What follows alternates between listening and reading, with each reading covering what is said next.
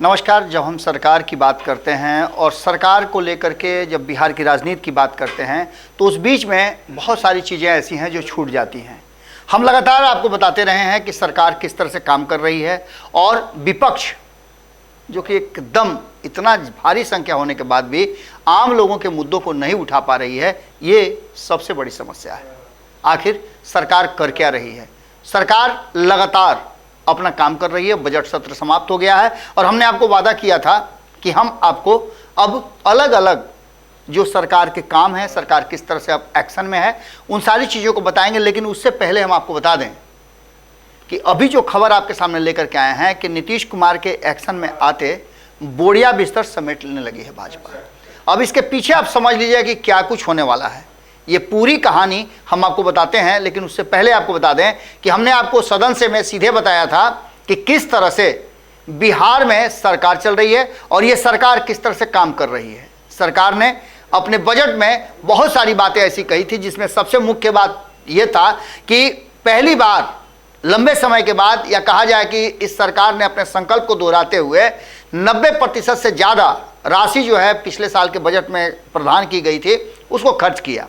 लेकिन उससे भी बड़ी बात है कि नीतीश कुमार एनडीए से बाहर निकलते महागठबंधन के आने के बाद जिस तरह से एक्शन में आ गए हैं, वो साफ दिखा रहा है कि कहीं ना कहीं अब बिहार बदलाव की तरफ तेजी से आगे बढ़ रहा है।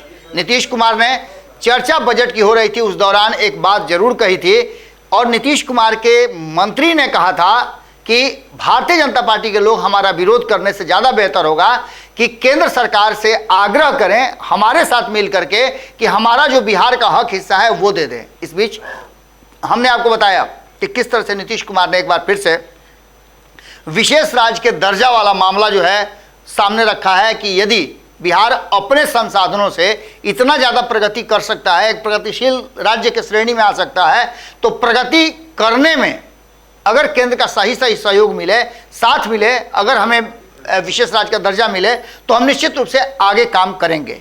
इस बीच में आपको बता दें कि नीतीश कुमार लगातार जो बजट के आधार पर अलग अलग विभागों का काम है उसकी शुरुआत कर चुके हैं। आपने कल ही देखा कि किस तरह से एथेनॉल का जो प्रोजेक्ट शुरू हुआ उसमें हजारों लोगों को नौकरी मिलेगी और भले ही ये एनडीए सरकार के समय में शुरू हुआ था, लेकिन नीतीश कुमार तब भी थे और नीतीश कुमार आज भी थे।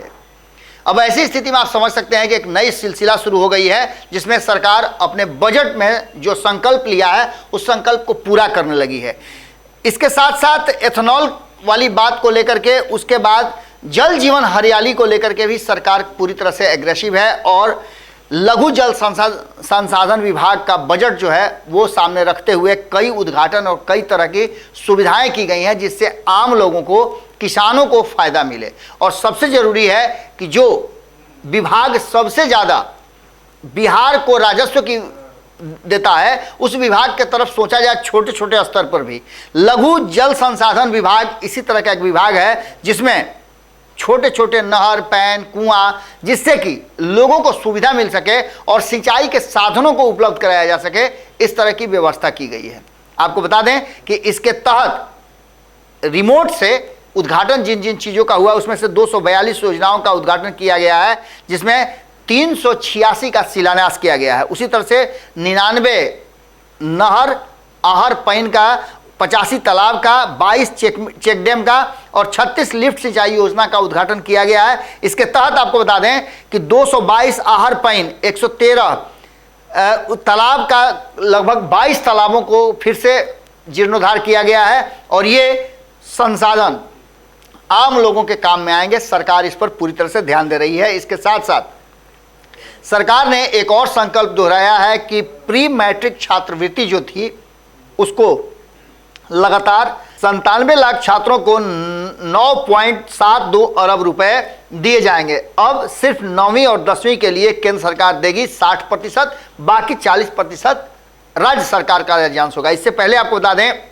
कि पहले केंद्र सरकार की तरफ से 50% हिस्सेदारी होती थी और राज्य का 50% होता था। अब इन सारी चीज़ों में आपको बता दें कि केंद्रांश 50-50 होने के बाद अब तक राज्य सरकार ने ये घोषणा की है कि वो अपने फंड से ही पूरी राशि दे दिया करेगी। अगर केंद्र नहीं समय पर दे पाता है, तब भी इसका सीधा मतलब है कि नीतीश कुमार ने कमर कस लिया है। वहीं उद्योग विभाग की बात करें तो उद्योग विभाग का आपको हमने बताया था कि किस तरह से राज्य सरकार ने अपने संसाधनों से, अपने हिस्से से रोजगार लगाने के लिए 10 लाख नए एंटरप्रेन्योर को देने का प्रावधान किया है, जिसमें 5 लाख रुपये सब्सिडी है और 5 लाख रुपया आपको 7 साल के अंदर में चुकाना है, वो भी बिना ब्याज के।